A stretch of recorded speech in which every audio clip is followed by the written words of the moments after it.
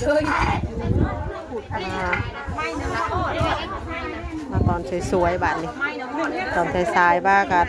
ตำมังหงกินอย่างง่วงนอนแล้วปลาทอดใส่ผ้ายาคูใส่ผ้าเข่ายาคูมาไม่ลองอนุนจัดแต่เรียบร้อย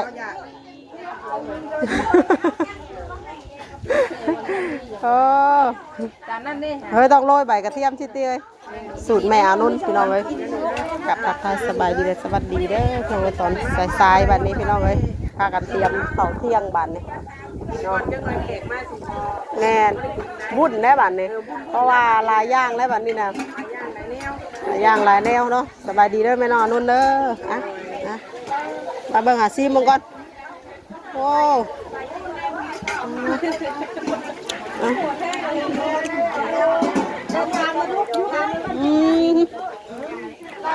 แซ่บเอ้ยเมื่อกี้นี่นั่งเงานอนได้เมื่อกี้นี่ช่วงว่าแล้วโอ้มันกระซืนเนี่ยเราสบายดีกันอยู่น้ำมันงานบุญงานดองจะเป็นไปซี่โดนั่งกินแล้วยืนกิน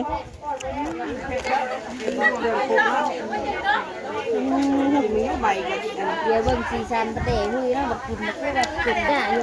แล้วเนี่ยใส่โคก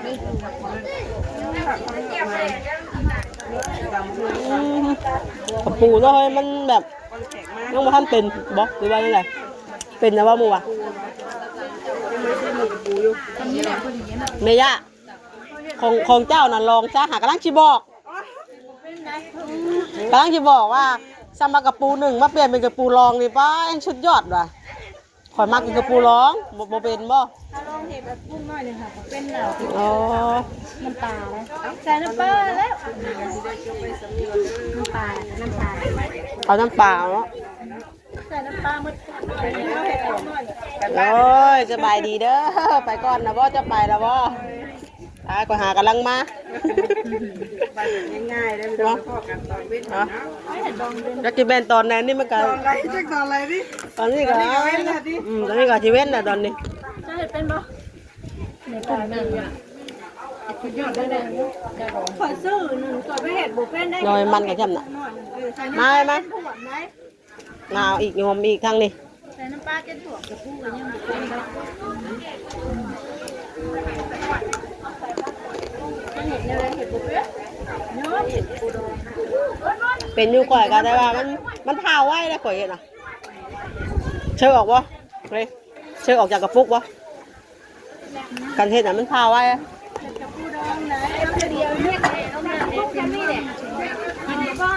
ว่าซีมึงไหมล้มมันนี่ร้องมันนี่ป้าเท่าล้มเยอะ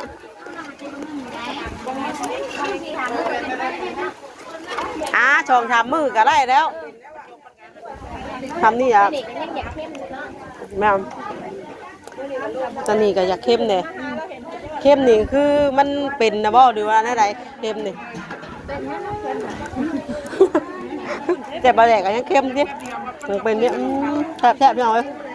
แม่นุ่นผู้ตำนะมาเราตำให้มูกินชื่อบ่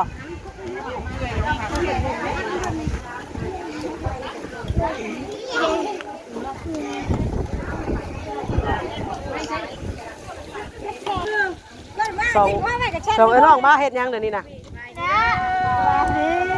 อย่าลืมเผาเลยเผาเจ้าได้รับแผนกอันว่าทอดปลาว่าวันนี้นะ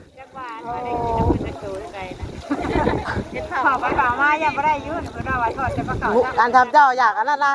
ให้เจ้าไปนั่งอันใกล้อันว่าผู้เด้อแถวคนที่ย่อเจ้ายักคู่นะมาเป็นแรกดิคนแล้ว คนสันแล้วแล้วก็เจ้าก็นั่งใกล้อยู่แถวนั่นแหละง่ายในพ่อจังเล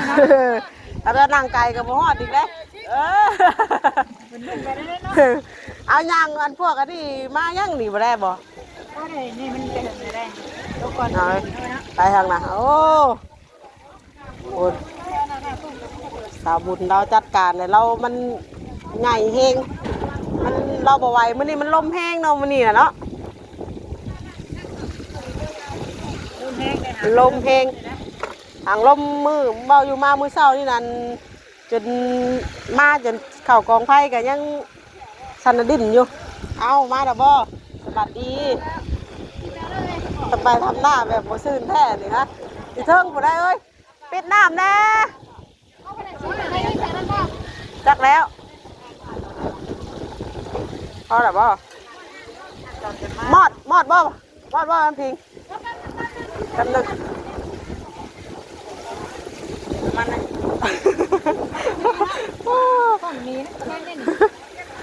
นั่งขาแก้มดิ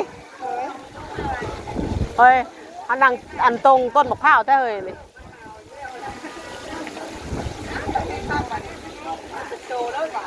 อะไรต้นนี้ฮะว้าวเปล่าละหนักกันนะมันไง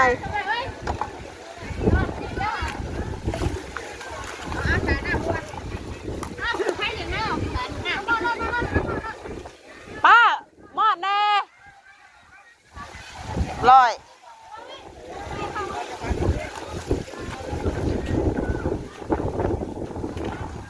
โอ้ต้นมะพร้าวกะโอ้ยยัดแล้วเนาะมีอันแซงเผาห่าวชักอันน่ะเอ็นไปเอ็นมาอยู่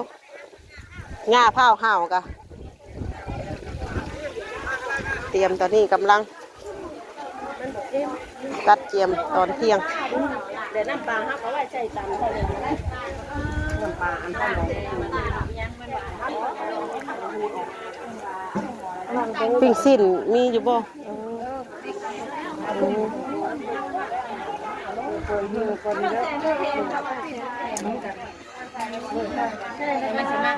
เม็ดผักอีตูเด้อหอมเป็นตัวแท้ใช่ใส่ขวดกระปุกหน่อยหนึ่งเขาเราเก็บหมดเป็นหมักฮงกันพอไว้กะมั่งนึงกะซ้ำนึงทางนั้นเห็ดกระต้มตัดทางนั้นเห็นเราเป็นอย่างนี้โอ้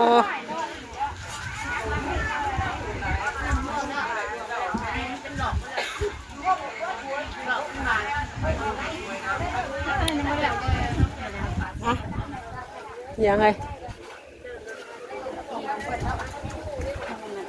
มาเลยขนาดมากันเลยจะเผาลูกเคยเพื่อนเนี่ยลูกเพื่อ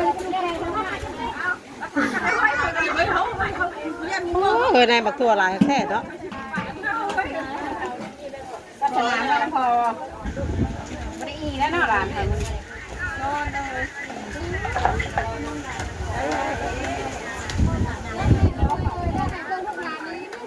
เมื่อเดี๋ยวเมื่อเอาเขาเมื่อให้มาแล้วจากลูกหลานเราไม่ลงเฮียนบ่สะ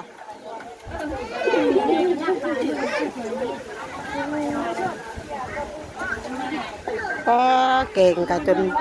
สวดหมอกเฮ้ยจองใหญ่ไปซะเลย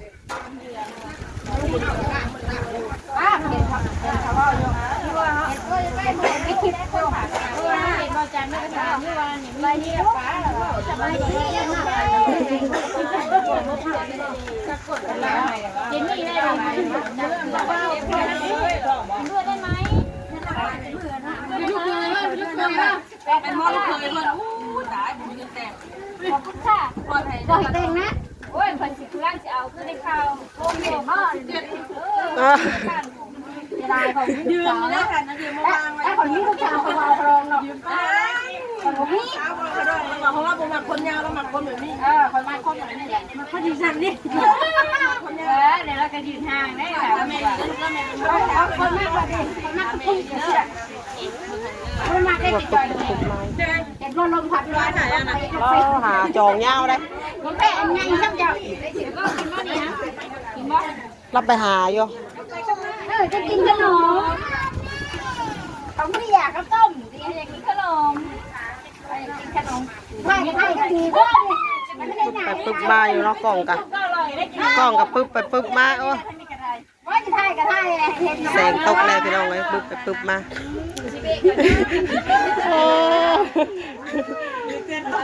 ชีเบกับง่ามเลย เว้ยเข่านะพ่อยสิเว้ยก็งามให้ไอ้ขี้หมูใส่ลูกใส่งามงาม ได้คนอันนั้นใครก็จังอยากทายนะ ไปบอกว่าไปแล้วว่าทำบุญบ้านหน้าพนันว่าขั้นข่อยเมื่อ8 โมงเราเสียยังก็ได้พนันรอดแล้วอ่ะ แล้วเชื่อยังไงกันวะ มาเบิ่งทางนี้บัดนี้พี่น้องเอ้ยเอาเบิ่งหม้อแกงใหญ่เอาบ่เห็นบ่เฮ้ยจองยาวน่ะเฮ้ยบ่เห็นบ่เดี๋ยวไปหาถามเบิ่งก่อนมีบ่น้องเทิงเนาะเดี๋ยวไปถามมึงป้าอ้วนก่อนเทิงปู่ป้าอ้วนเทิงเดี๋ยวไปหาเบิ่งจองยาวก่อนเนาะว่าเราเอามาบ่เจ้าจองยาวเจ้ามาอยู่บ่ป้าอ้วนมีบ่จองน้ำเพื่อนเราค่ะแสดงว่าบ่มีใช่เนาะคนแกงบ่ได้ได้สานี่เนาะแกงก็เต็มหม้อจักสิเอาอย่างเนาะจักสิเฮ็ดแล้วใดจักสิใส่ไผบ้านเคยก็บ่ว่างเพราะเคย เคยก็บ่ว่างเพราะเคยเลยผมมีตอนว่างเลยมื้อนี้บ่เล่าบ่ได้เอามาบ่มีจองยาวนะบ่มีเล่าบ่ได้เอามาต้องไปหาให้คนไปตัดไม้ให้สั้นนะแม่นเขาเบื่อนี่สิคาดก้นนี่ยังว่าน่ะมาแมลงพุ่นแหละยังแมลงพุ่นแหละข้าวยังเรียบร้อยบ่ได้เมื่ออาบน้ำอาบในแล้วจังสิเอามาว่ะจังสิมามูแมลงพุ่นแหละ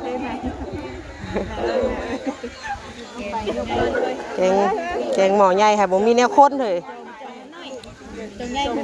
เอาจีใส่คนไปตัดไม้เคยกับเพิ่นกับบ่ว่างเคยกับวิ่งไปว่างเลยไข่ไปตัดไม้จังพงจังไฟแห่กันคักเลยจุบจูบเลยกล้าครับเห็นอะไรบาดสากภาพคักเลยโอ้ยอะไรเขาเป็นกำลังใจให้หรอกใจชูแกงหม้อใหญ่ป้าสุดยอดเลยเนาะ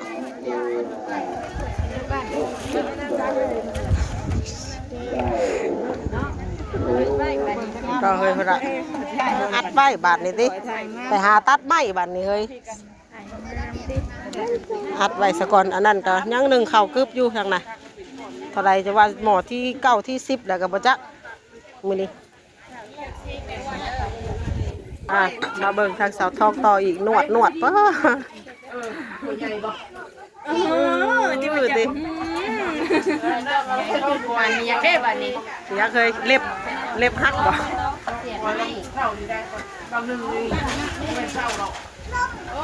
งามไปงามยิ้มเนี่ยกำลังไปจิ้มด้วยโอ้ยตายเลยกำลังไปจิ้มพี่แม่ยังมี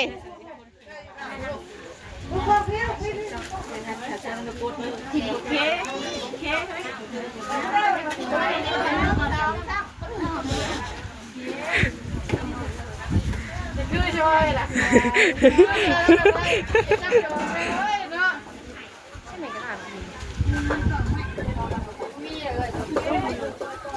ใส่ที่มียิ้มบ้างไอ้ท่านเปิดความสุขว่าก็อยากได้ตัวเพิ่มกันคือตัวอะไร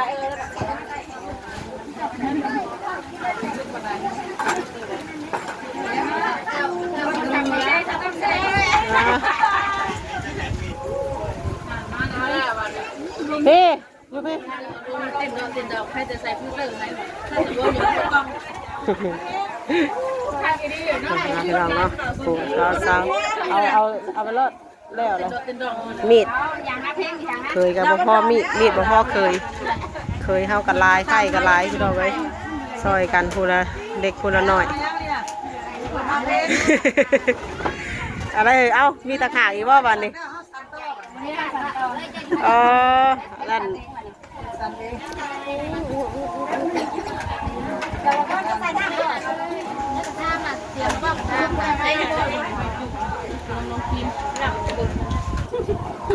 ซ้ำมันยังไง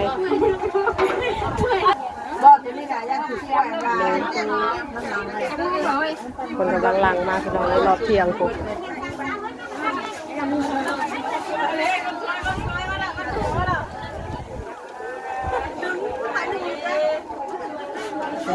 ใหญ่แกงหม้อใหญ่เขาคนตัวปวอยู่เดี๋ยวยังเลยกินข้าวอีกแล้วสวัสดีวันข่าวลูกข่าวลาน บ้านลูกป้าร้านอย่างป้ากินลายกว่า นักขีว่าจังไรติ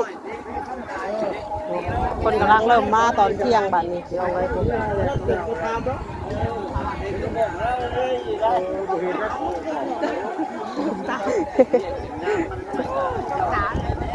ตัวทำตาเจาะตูเจาะตาอีกดิคนของข่อยนะบ่กินข้าวของข่อยกินแต่ขนมกับนมข่อยนะคือเลิกอันนี้เองว่ากินแต่ขนมกับนมทำป้อนข้าวบัดใดนั่นเอาข้าวปากก็ยังคายออกเลยข้าวนะผู้นอนเทิงเฮือนผู้เป็นน้องอาคลิปนี่ก็ประมาณทำนี่แหละเป็นน้องเราแม่น้องวีสิจบคลิปใบทำนี่ก่อนเนาะพี่น้องเนาะคลิปนี้ก็ไปแล้วขอกล่าวคำว่าสวัสดีทุกคน